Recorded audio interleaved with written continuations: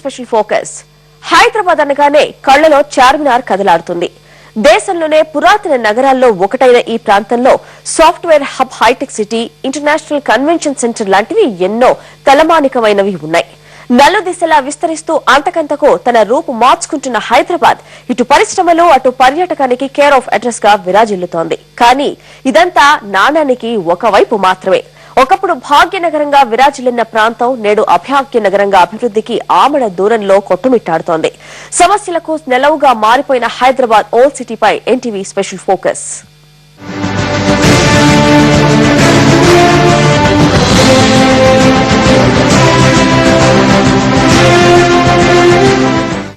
హైదరాబాద్ లో ఏ product launch చేసినా దాని సక్సెస్ కి డోకా ఉండదు. కాస్మోపాలిటన్ సిటీకి ఉన్న బ్రాండ్ ఇమేజ్ ఇది.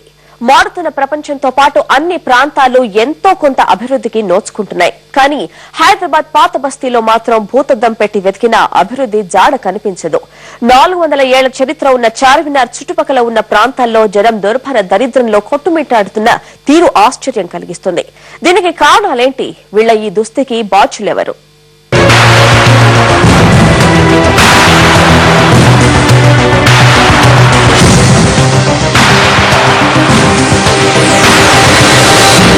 హైదరాబాద్ అనగానే టక్కున గుర్తుకొచ్చేది చార్మినార్. 400 సంవత్సరాల చరిత్ర కలిగిన చార్మినార్ చుట్టుపక్కల ప్రాంతంలో అనేక వర్గాల ప్రజలు జీవనం సాగిస్తున్నారు. కోట్లాది రూపాయల వ్యాపారం సాగుతున్న ఈ ప్రాంతంలో వారి జీవన శైలి ఎలా ఉందో తెలుసుకునే ప్రయత్నం చేద్దాం.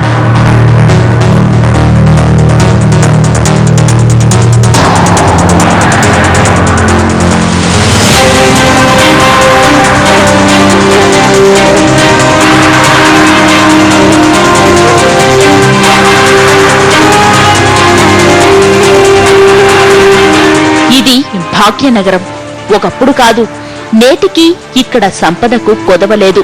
కానీ ఇక్కడ నివసిస్తున్న జీవితాల్లో మాత్రం మార్పు రావడం లేదు. 400 సంవత్సరాల గత చరిత్ర గురించి గొప్పగా చెప్పుకోవడమే తప్ప వర్తమానంలో ఆ జాడలు కనిపించవిక్కడ.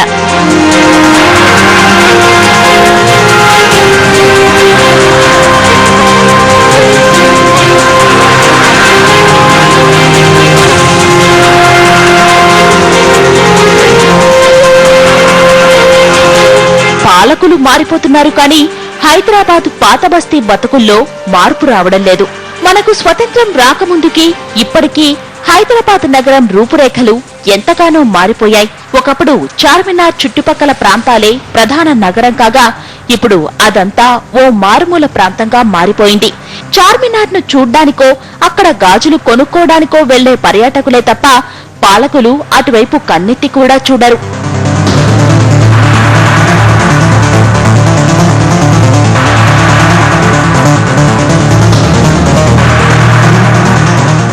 కుతుబ్షాల కాలం నుంచే హైదరాబాద్ నగరంలో ఎన్నో అభివృద్ధి పనులు జరిగాయి.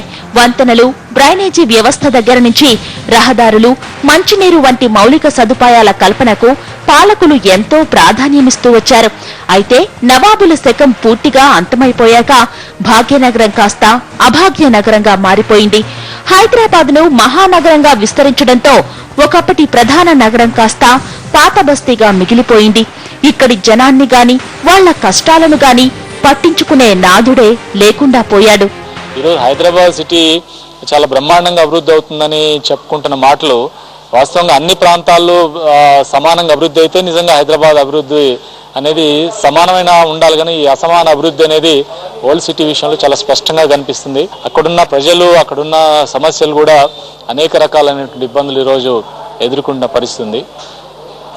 ప్రత్యేకంగా కొత్త సిటీలో అనేక రంగాల్లో కొత్త రకాలైన ప్రాజెక్టులు, డెవలప్మెంటల్ యాక్టివిటీ జరుగుతున్న పాత నగరంలో మాత్రం అటువంటి డెవలప్మెంట్ యాక్టివిటీ ఏదైనా ప్లాన్ చేసినా కూడా అవి ఈ రోజు అమలు జరుగుతున్న పరిస్థితి లేదు. హైదరాబాద్ అంటే విశాలమైన రహదారులే గుర్తొస్తాయి ఎవరికైనా, కానీ పాత బస్తీలో వాటి జాడ ఎక్కడా కనిపించదు. ఎటు చూసినా ఇరుకు సందులు, గతుకుల రోడ్లు. దీంతో బళ్లు నడవడం దేవుడెరుగు, నడిచి వెళ్లడం కూడా కష్టంగానే ఉందంటున్నారు జనం. సిటీలో నలుమూల నుంచి అన్ని రోడ్స్ బాగా ఉన్నాయి, కానీ ఓల్డ్ సిటీలో రావాలంటే చాలా భయం అవుతుంది. ఎందుకంటే రోడ్స్ చాలా చిన్నగా ఉన్నాయి, ప్లస్ పోలీసుల వలన చాలా ప్రాబ్లం అవుతుంది. ఇక్కడ బండి పార్కింగ్ చేయాలన్నా కూడా ఇబ్బందిగా ఉంది, పార్కింగ్ చేయడానికి స్థలం ఉండదు. ఎంతో ఘన చరిత్ర ఉన్న హైదరాబాద్ నలుదిశలా వ్యాపిస్తోంది. ఒకప్పటి శివారు ప్రాంతాలు కూడా నేడు అనూహ్య అభివృద్ధి సాధించాయి. కానీ పాత బస్తీ మాత్రం ఎందుకు నిర్లక్ష్యానికి గురవుతోంది?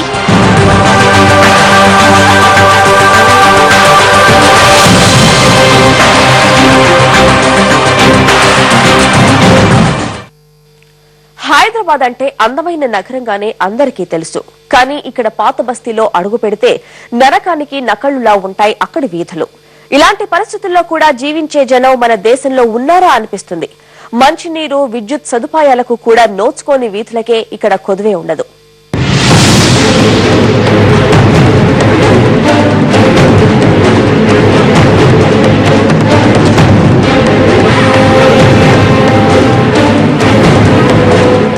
ఇరుకైన సందుల్లో, చిన్న చిన్న గదుల్లో, అపరిశుభ్ర వాతావరణంలో వీరి జీవనం కొనసాగుతుంది. ప్రతి విషయంలోనూ సర్దుకుపోవడం వీరికి అలవాట్లు. అనేక సమస్యలతో సహవాసం చేస్తూ జీవన పోరాటాన్ని కొనసాగిస్తున్నారు ఈ పేద.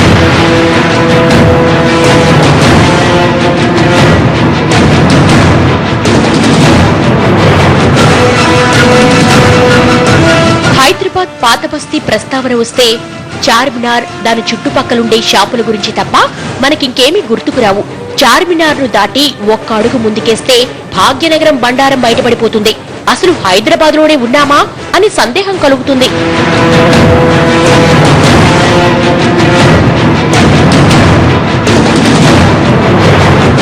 మొత్తం గ్రేటర్ హైదరాబాద్ పరిధిలో 1600 మురికివాడలున్నాయి. వాటిలో 800కు పైగా పాత బస్తీలోనే ఉన్నాయంటే ఈ ప్రాంతం పరిస్థితిని అర్థం చేసుకోవచ్చు. స్వతంత్రానికి పూర్వం మాట ఎలా ఉన్నా ఈ 60 ఏళ్లలో సాధించింది ఏమిటి అనే సందేహం కలుగుతుంది. ఎవరికైనా కనీస మౌలిక సదుపాయం లేకుండా అక్కడ జనం ఎలా బతుకుతున్నారు అనే ఆవేదన కలుగుతుంది.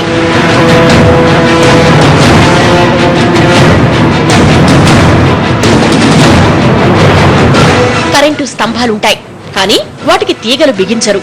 విద్యుత్ సదుపాయం లేకపోవడం, సాయంత్రమైతే చాలు చీకట్లో మగ్గిపోతున్నారు అక్కడి జనం. పైప్ లైన్ ఉంటుంది, కానీ నీళ్లు రావు. అయినా సరే ఎప్పటికైనా అధికారులు కరుణించి నీళ్ళివ్వకపోతారా అని నెల నెలా బిల్లులు కడుతున్నారు పాపం. అంటే వీళ్ళు ఎంతటి దోపిడీ గురవుతున్నారో అర్థం చేసుకోవచ్చు. మాకు తాగడానికి అయితే చాలా ఇబ్బంది ఉంది. నీళ్లు లేవు, drainage problem, road problem. Current అయితే ఇక పోతుంటే ఒకసారి బిల్లు అయితే చెప్పలేం. 1600 చేస్తుండు బిల్లు. కష్టం చేసుకోవాలా, కట్టుకోవాలా. ఈ ప్రాంతంలో నీటి సమస్య ఎంతగా ఉందంటే ఆఖరికి వాడుకోవడానికి కూడా బిందెకు 20 రూపాయల చొప్పున నీళ్లు కొనుక్కోవాల్సిన దుస్థితి వాళ్ళది. కొన్ని వీధుల్లో నెలకో వారానికో ఓసారి కుళాయి వచ్చినా పడేది పురుగుల నీళ్లు, కలుషిత జలాలే. పొద్దున్న లేసి ఉప్పర్ పని పోయి వచ్చేది. ఎప్పుడు మేము నీళ్ళను కానీ వాటర్ కొని బతకాలంటే మాత అవుతుంది సార్.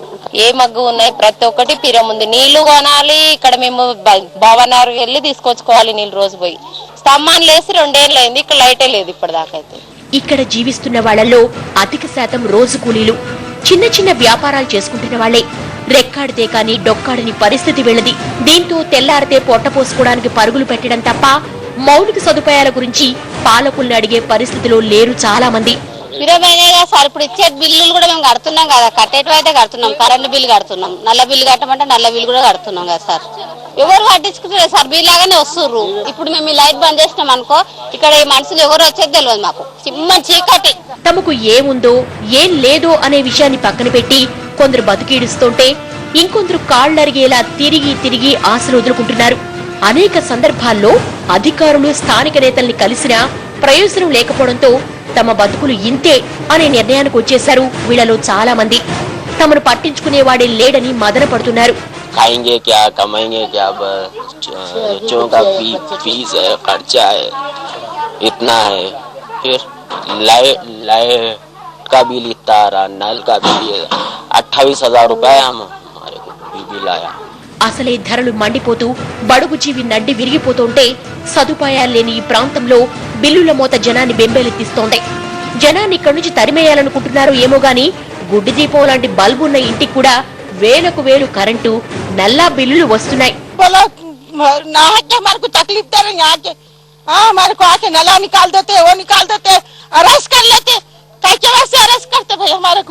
చాలీ చాలని ఆదాయాలతో భారంగా బతుకీడిస్తున్న పాత బస్తీ వాసుల్ని పారిశుద్ధ్యం, మౌలిక సదుపాయాలు లేమే కాదు ఇంకా అనేక సమస్యలు వెంటాడుతున్నాయి. వీళ్ల శ్రమను దోచుకుంటున్న తీరు చూస్తే అయ్యో అనక మానరు ఎవరైనా.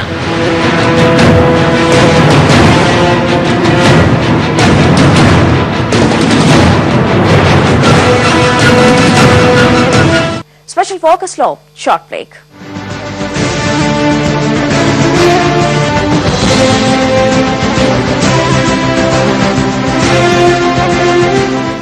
చూడక్క వీడు